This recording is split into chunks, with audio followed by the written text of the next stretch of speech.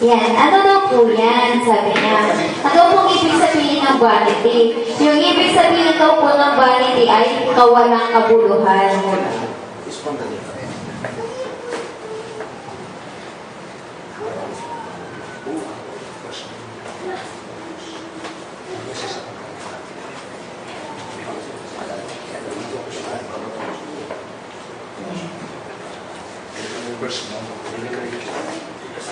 Yan, ito po yung ibig sabihin ng vanity. Bali yung ano po, objective na lang po ako dito kasi iba yung process ko ito. Tapos sabi po dito, sabi ni Brother Francis, mga dapat i-remind sa atin. Ano-ano daw po yan? Unang-una, utang natin sa Diyos ang ating buhay, sabi niya.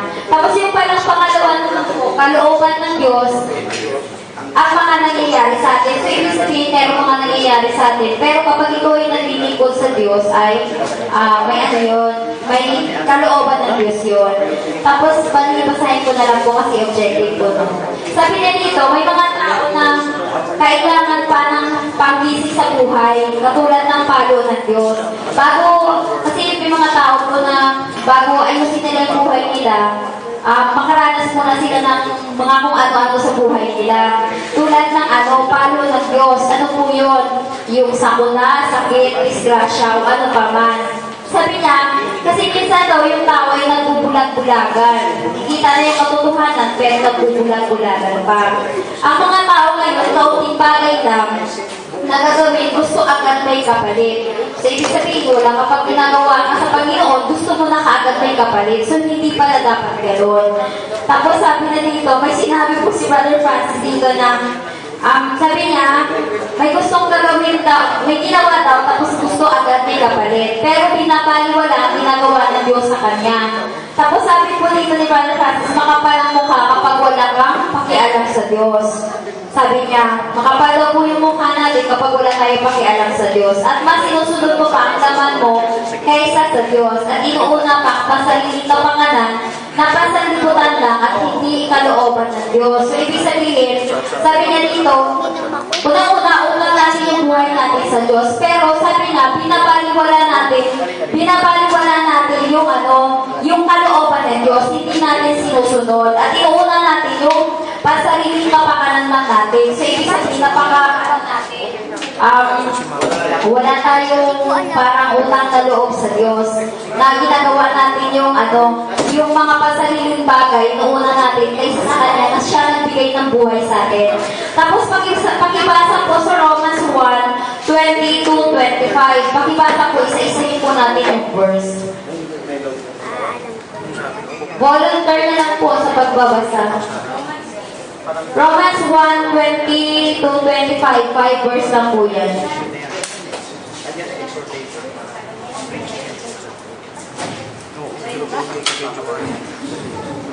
Romans 1:20-25.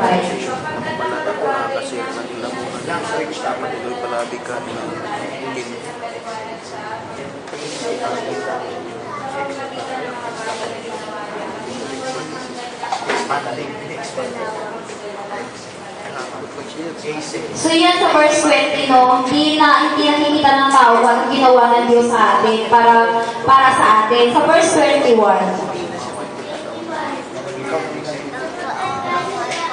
kahit sila lang.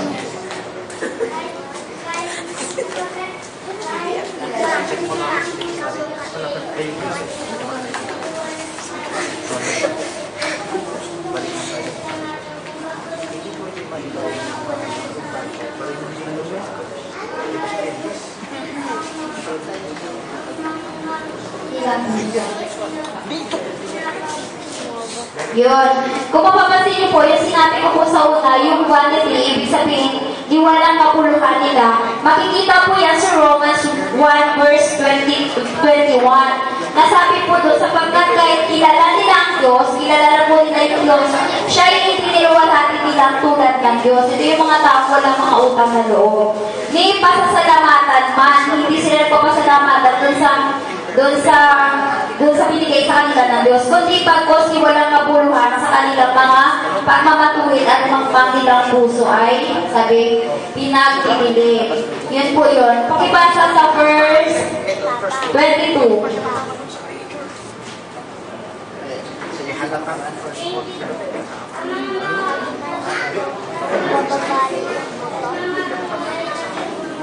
Yun pala yun. Yung mga nagmamarunong, nagmamataas ay sila yung mga mahima.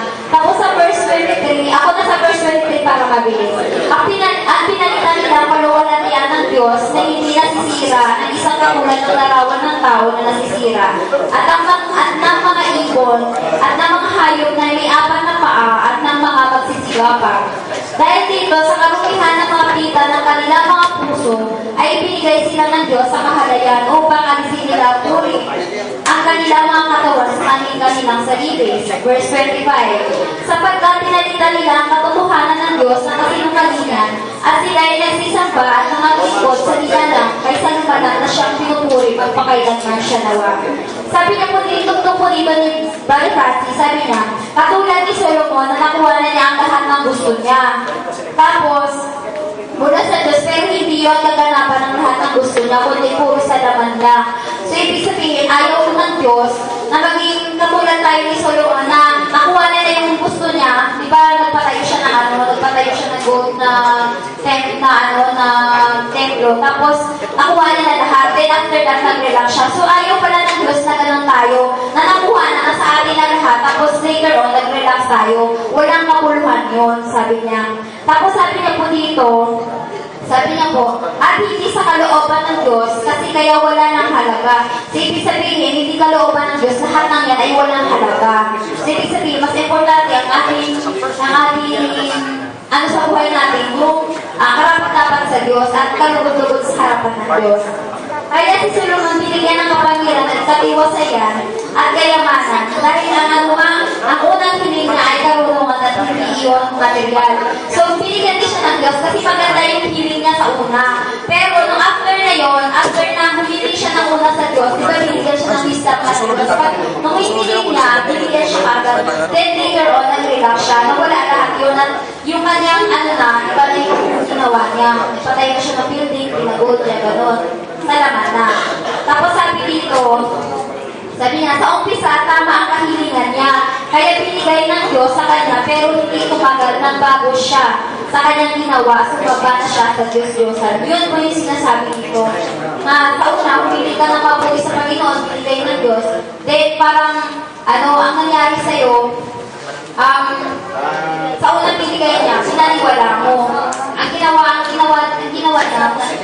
Ang nangyari, after nun, walang kapuluhan na yung ginawa mo. So, hindi na yung kalugod-lugod sa harapan ng Diyos. Tapos, dinagdag po ni Father dito. Sabi niya, yung material ng mga bagay ni Solomon, dahil tama ang kahilingan niya, kaya binigay yun ng Diyos. Kasi ang hiniling niya nga ay karunungan. Sabi niya doon sa Proverbs 38:9, pag-ibuksan na lang po sa Bible, ako nang magbabasa. Sabi sa verse 8, sa Proverbs 30 verse 8, ilayo mo sa akin ang walang kapuluhan at ang mga kasinungalingan. Huwag mo akong bigyan ng kahit karanitaan o kayamanan man. Pakainin mo ako ng pagkain na kailangan ko. Tapos sa verse 9 naman, baka ako'y mapusog at magkaila sa iyo at pagsabi sino ang Panginoon. O baka ako'y maging lukha at pagnakaw. Ako ay gumamit ng paglapastanganin sa pangalan ng aking Diyos. So sa verse 8 dito, ang tao kasi, kinuha na sa'yo? ang tao kasi, kunin mo na rin sa akin. niya na lahat, Ibalot mo na. Nakakalimutan nila ng Diyos. Parang isang believer. Tapos yung isang believer na yan, ang nangyari sa kanya, naghiling siya sa Diyos. Tapos ang nangyari, binigay sa kanya ng Diyos, binigay sa kanya yung gusto niya. Tapos later on, nagbago yung puso niya. So ibig sabihin, ang tao, nagbabago ang puso ng tao, hindi doon still sa kanyang faith na una at sa kanyang pananampalataya na una, hindi siya doon stick. So, ibig sabihin, hanggang ginayabo siya ng Diyos, ang nangyari sa kanya, umiiba yung puso niya. Nagiging, ang hanap niya ay material na. Ganon, karamihan sa ating mga tao, di ba, mga tao na, yun, nasa kanya na lahat. Nandiyan na yung kompleto siya, pagkain, damit, kung ano pa nga kailangan sa buhay niya. Then nakalimutan na yung Diyos. So ibig sabihin niya na sinasabi, vanity, ginamit mo na sa walang kabuluhan. So much better na meron ka na lahat na yan, ipaglingkod mo na sa Diyos. Yun po yung karapat-dapat sa harapan ng Diyos. At yun ay kalooban ng Diyos. May kalooban ng Diyos na nasa sa'yo na lahat, hindi mo pa pinagamit. Halimbawa, meron ka ng cellphone na pwede na mag-broadcast. Pwede, meron kang laptop na ipagamit mo sa Panginoon. So, yun ang kalooban ng Diyos na lahat ng meron ka, ipapagamit mo sa Diyos. Gagamitin mo para sa kalooban ng Diyos, hindi sa walang kabuluhan. Yun po yun. Tapos, ito pa, pabasahin ko lang po May oras na kapag sagana tayo, hindi natin naiisip ang kalooban ng Diyos. Maramihan po nangyayari sa tao, ganito ang nangyayari. At nakakalimutan natin, mas inuuna natin ang pasarili ng kakanan na hindi sa kalooban ng Diyos. Tapos sabi sa talata sa Proverbs, sabi niya, huwag paghirapin dahil baka magnakaw at kung mabusog ay makalimot sa Diyos, sabi niya. Ang ibig sabihin ay magkaila o dininay natin, sabi po doon. So maganda po yung message na mahal mo ba ang Diyos kasi patungkol po ito sa kailangan habang lumalakad tayo habang naglilingkod tayo sa Diyos, gamitin natin ito sa kabuluhan at may kabuluhan at kalooban ng Diyos. Tapos sabi po dito, sabi niya, hinalibawa na po dito yung halimbawa tayo ay may ambisyon. Kaya hinalibawa na dito nakasulat po. Sabi niya, kapag tayo ay may ambisyon, ano ba? Pipili ba tayo unahin natin ng Diyos? O unahin natin yung ambisyon natin sa buhay? Siyempre, kailangan unahin natin yung Diyos kasi to be followed na lang yung ambisyon natin. Without God, ang ambisyon natin wala yun. So, ibig sabihin, nasa sa tao yun kung gagamitin niya yun yung gagamitin nga kung uunahin na ba yung Diyos o yung pansarili niyang kapakanan lamang yung unahin niya. So, much better talaga kalooban ng Diyos. Yun po yung maaganda. Tapos sabi niya dito sa Romans 9:25, pakibasa nga po. Magtawag ka na magbabasa. Si Dalaga daw.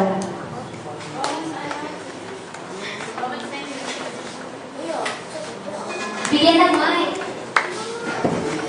Sabi ka na bigyan ka. Sige. Okay lang. Romans 9:25. Gaya naman ang sinasabi niya sa Aklat ni Oseas, tatawagin kong ang bayan at hindi ko daling bayan at iniibig na hindi daling iniibig. Tapos sa Proverbs 20 verse 4, tugtong na lang po natin. Sige, papasa mo din.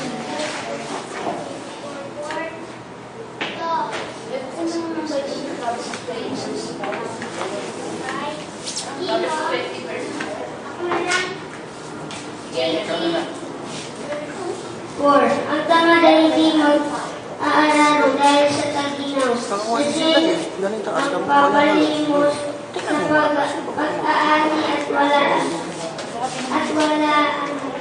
Sabi po dito, ang explanation po ni Father Francis dyan, sabi niya, ang kailangan natin daw, priority sa buhay natin ay una-una yung Diyos.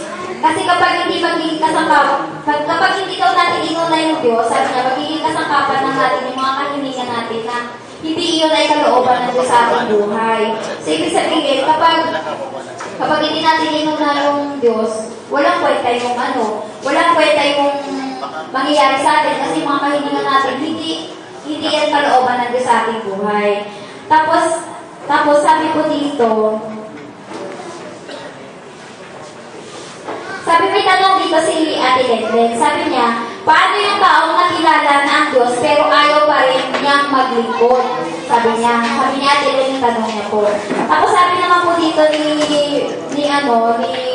Brother Ben, sabi niya, sa hierarchy of needs, kailangan na fulfill mo yung physical, social, at security aspect ng ating buhay, maliban lang yung actualization nito sa ating buhay.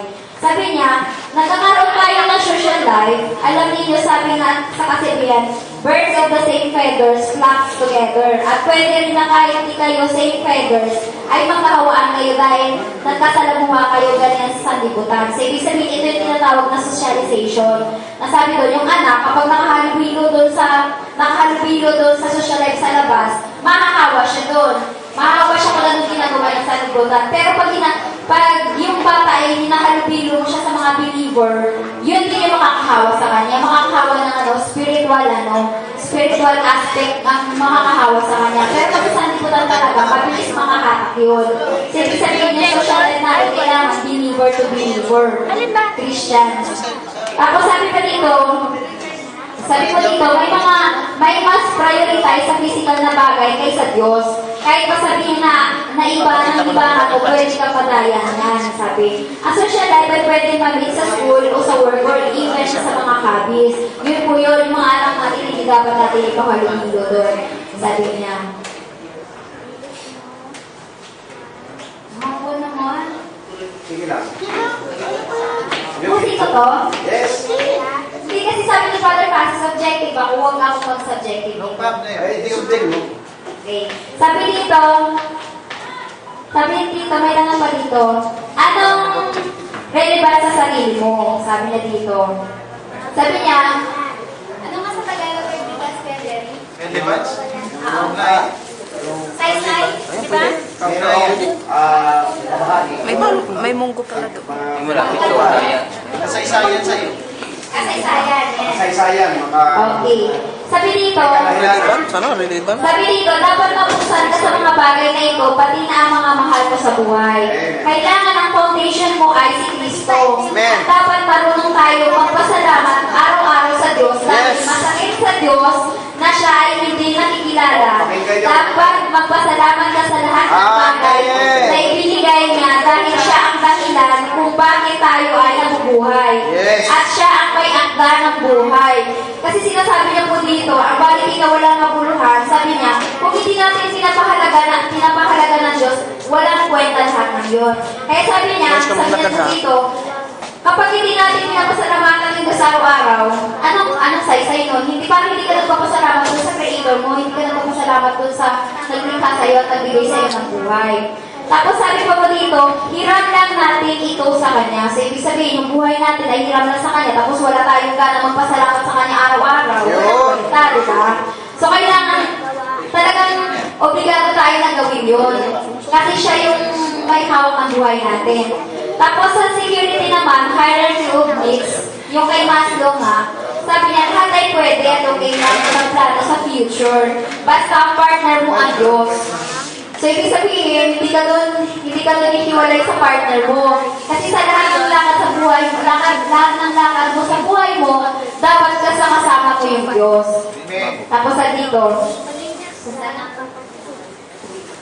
at marunong kang magbigay sa Diyos kung ano ang nais niya.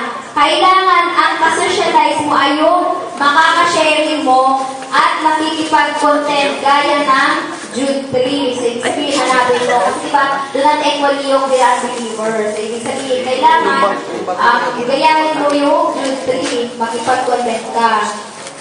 Tapos sabi ko dito, mga minamahal, samantalang ako'y totoong nagsisikap ng pagsulat sa inyo kay Paul sa inyo sa kaligtasan natin lahat at mapilitan na tumutulat sa inyo ng inaralan, kayong makipaglabang masikap dahil sa Jude 3 to, Jude 3. Sa pananampalataya na ibinigay na minsan at magpakailanman sa mga banal.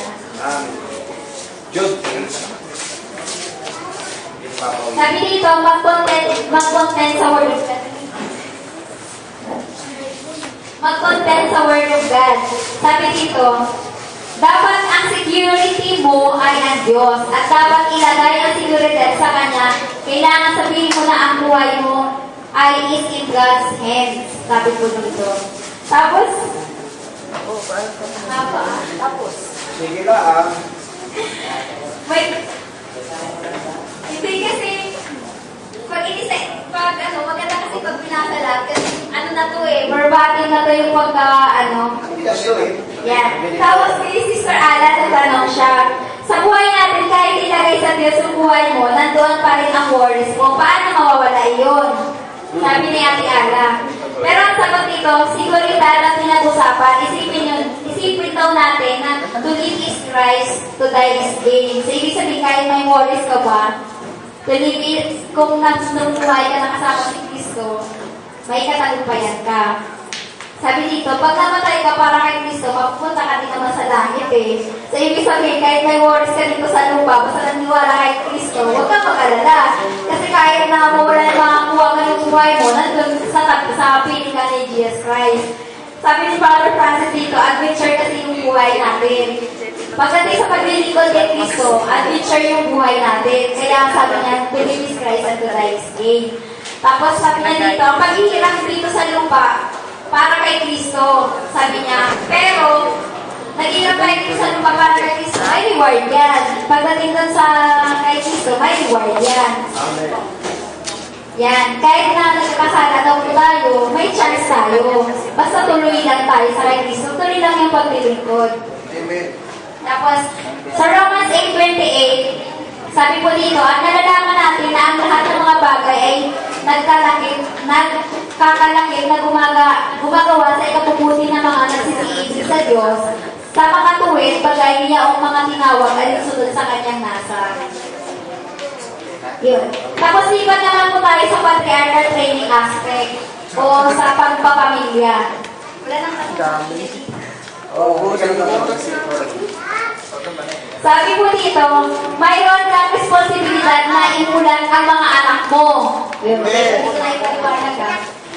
meron tayong responsibilidad na imulan yung mga anak natin sa realidad para hindi na sila maghanap ng ibang kaligayahan maliban sa Diyos. Saan mo imulan daw mo yung anak mo? Doon sa kaligayahan. Doon sa kaligayahan sa labas sa mundo. Sa labas sa sibutan. Kundi dito sa Diyos. Yun.